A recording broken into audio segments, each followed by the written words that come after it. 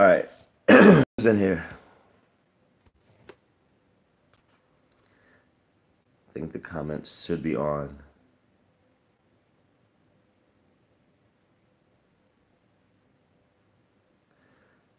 There we go. All right, go ahead and comment. Let me know you're here. I'm going to go ahead and get started, though. All right, so sorry for the technical difficulties. So this morning, it was great to be back with y'all. First of all, on Saturday, I feel like I've been gone for, it has been a long time. I think about a month. Just people in town, different speaking engagements, my conference. But this morning, I want to talk about motivated to fulfill my purpose. Motivated to fulfill my purpose. So what are some things that motivate you? If you can type in some answers, just go ahead and do that. What are some things that motivate you? Making money. What are some things that motivate you?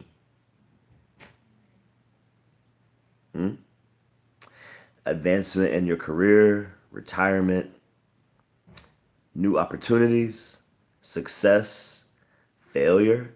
Maybe you're motivated to get it right. And then what are some things that bring you satisfaction? What are some things that bring you satisfaction? Advancing in your purpose, congratulations from people, successful projects, love, fellowship, like different things that might bring you satisfaction, that also might be motivating, but this is slightly different. And then what do you anticipate your future looking like? Some people don't like to think about the future, but if you don't think about it, it's just going to happen to you. You can make it happen or it's going to happen to you. So why do you even wake up in the morning? Just because you did? Just because you can? Just because God made you? What are your goals? What are your aspirations? See, these are things that they have to be clarified in order to understand your motivation. If your motivation only originates from something outside of you, it'll be difficult, if not impossible, to sustain that motivation when you need it the most. Let me say it again. If your motivation only or always originates from something or someone outside of you, it's going to be difficult to sustain that motivation when you need it the most, when times get tough, when the pressure's on.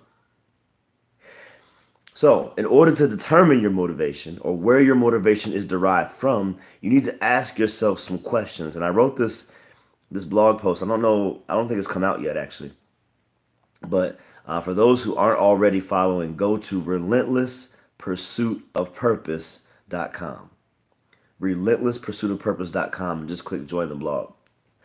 So some of the questions, and this is not all of them, but I'm going to deal with about 5 different questions, and they are, I'm not going to do all of them this time because I don't want to pack all of that in at one time.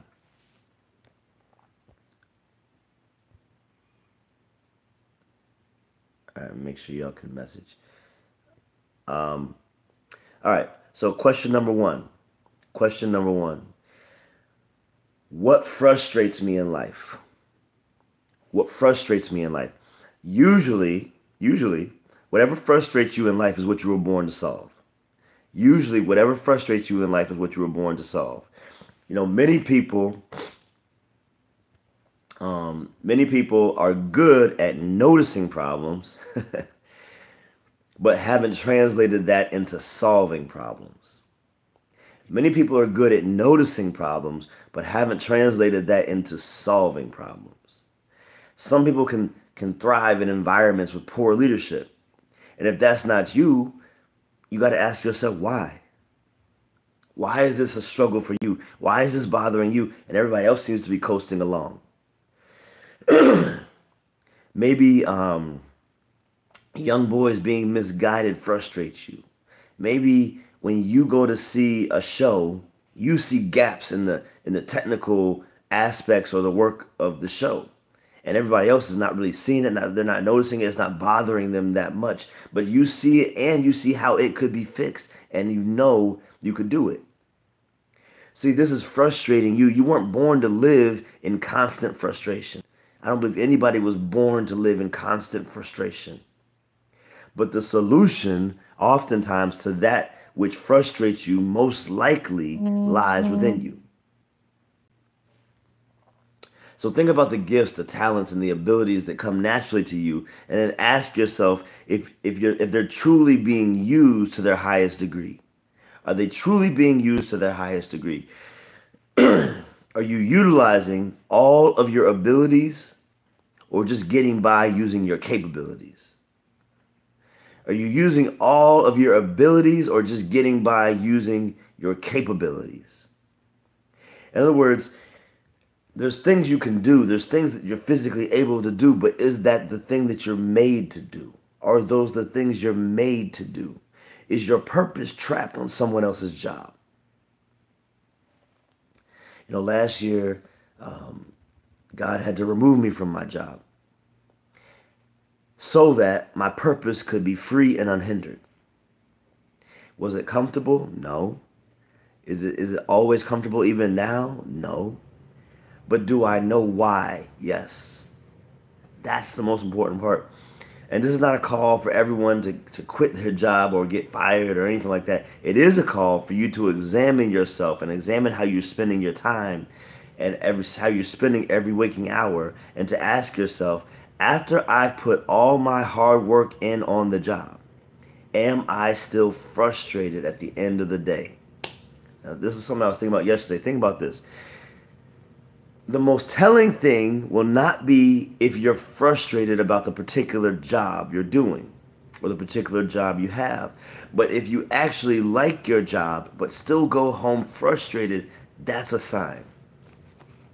That is an indication that something in you hasn't been able to come out. Maybe there's no place on the job for your particular purpose or gift to come out in the first place.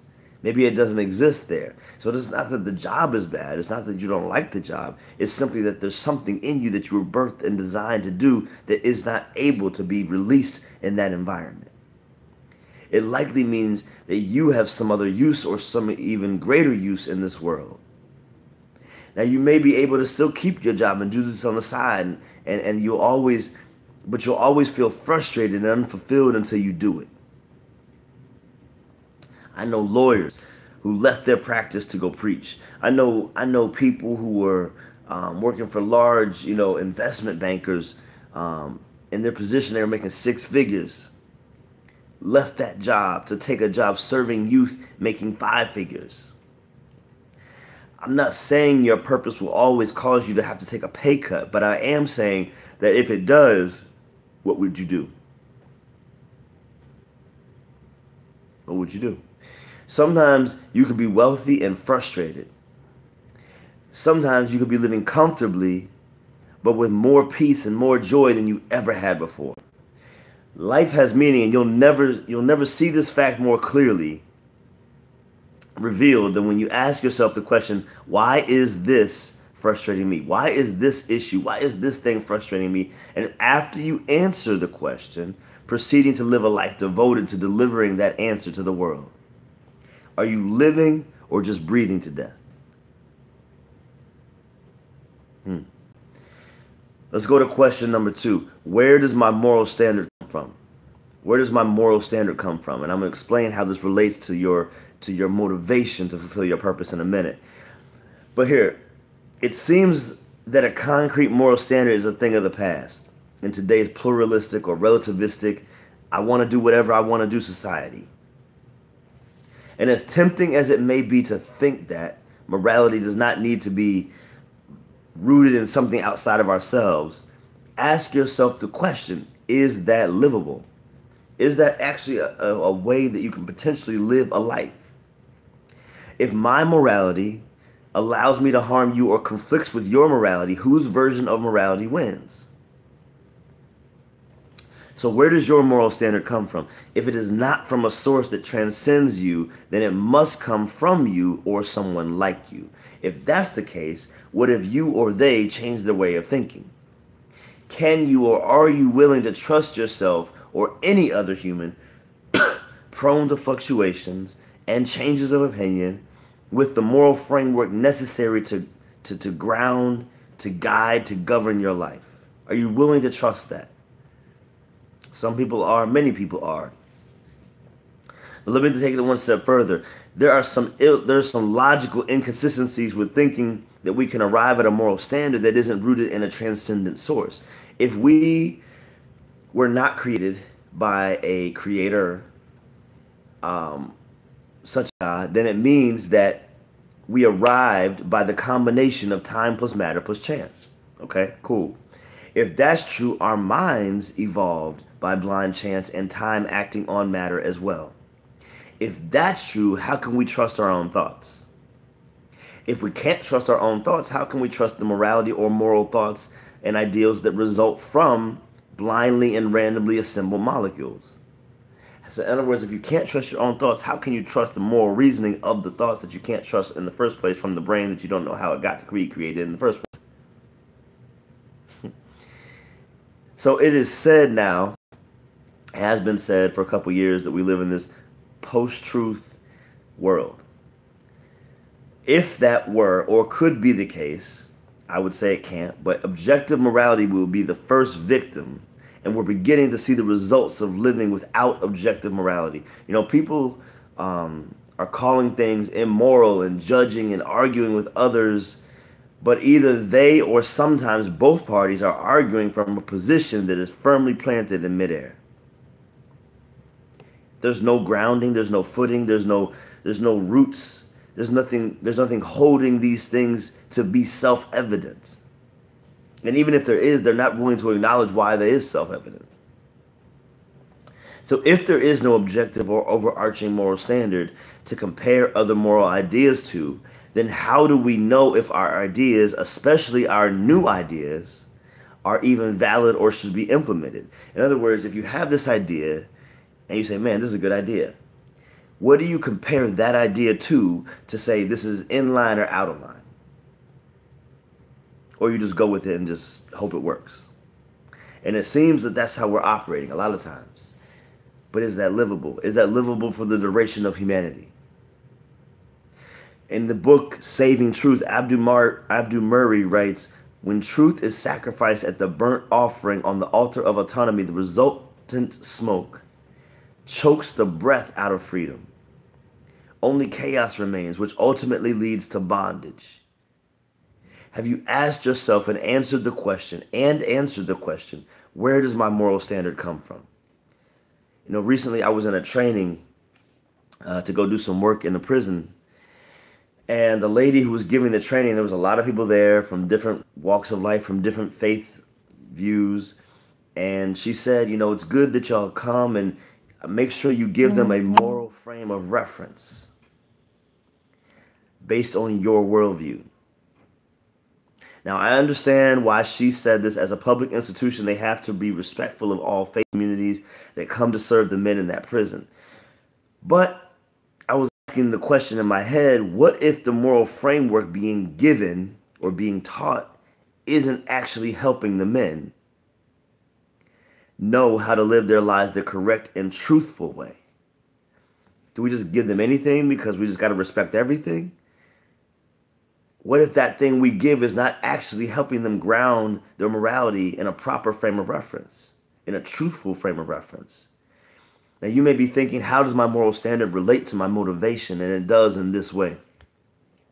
If you have an uncertain foundation, or a foundation that you think is certain but isn't founded on anything unchanging or objective, it will be difficult to remain motivated with that type of uncertainty, even if you don't want to admit it. It's going to be difficult to remain motivated when you know that whatever you are motivated by or motivated to do is being built on something that is shaky or uncertain, untrustworthy, possibly can't stand the test of time. I want to deal with one more question this week, and we'll deal with the other two in a couple weeks when I get back. Number 3, what makes me unique? What makes me unique? There are a lot of teachers, but many of us remember our favorite teacher, right? You remember that one teacher, like, man, this 3rd grade teacher, this 2nd grade teacher, this 11th grade history teacher, whoever yours is, you remember that one teacher, maybe 2 or 3. There are a lot of people who say, there's a lot of doctors, and there's a lot of people who say, you know, my doctor's the best. My doctor's the best. My guy's the best, right? Now, it's always funny when I hear that because, I mean, somewhere out there, there's the worst doctor. Nobody ever claims that one. But people have claimed to be the best mechanic, the best barber, the best pastor, or have claimed to have the best mechanic, the best barber, the best pastor is a better way to look at it. Regardless of if these individuals are actually the best in their fields, what makes someone willing to offer such accolades on their behalf? What makes somebody willing to, like, we probably all said it, and, go to my guy will fix your car up good. He's the best, right? What makes these people unique? Discovering your unique ability usually reveals your unique purpose. Your purpose lies at the intersection of your design, your desire, and your distinction. Your purpose lies at the intersection of your design, your desire, and your distinction. Your distinction is the compilation of the unique ability, attitude, or approach that you have when doing what so many have done or tried to do before. There's a lot of speakers in the world. But what I hope is true is that I'm not like any of them. That's what I hope is true. So ask yourself, what makes me unique? What makes me unique? Don't believe for a moment that you're ordinary because there's only one you. Only one person has your set of fingerprints, even footprints. Only one person can be you. Be the best you. And in that distinction, in that uniqueness, find the path to your purpose and the reason that you should remain motivated. And I can prove this through the uniqueness and the scientific, examining the scientific composition of how DNA is composed. We could look at goal directedness and how everything is designed with a direction and an intent in mind. But for the sake of time, I'm not going to do that today. You were created on purpose, with a purpose, and that should motivate you. That should motivate you to do great things, to be great. That should motivate you. Michael Schenker said, I believe that every person has uniqueness, something that nobody else has. If everyone would look for that uniqueness, we would have a very colorful world. Amen, and God bless.